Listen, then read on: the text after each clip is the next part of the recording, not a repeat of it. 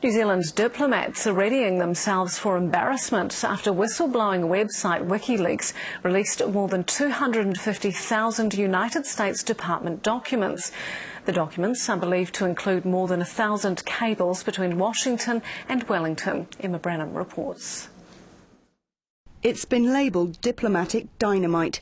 Sensitive, often secret information sent in messages between the US and its embassies. From today, it's up for worldwide scrutiny.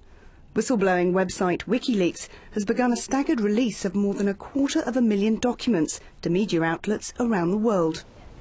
So far, the US is playing it cool. Barack Obama's been off playing basketball. It's business as usual. They're going to carry on. This is just a blip, and they're going to try and mend those individual damaged relationships behind the scenes.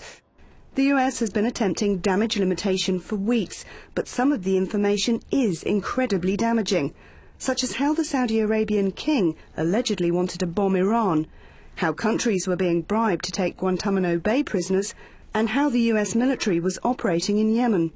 Spying on the United Nations, that's quite a serious one. Allegedly, Mrs. Clinton instructed State Department officials at the UN get biometrics on them, get their passwords, get their credit cards, get their frequent flyer numbers, with a view to obviously tracking them and finding out what they're doing.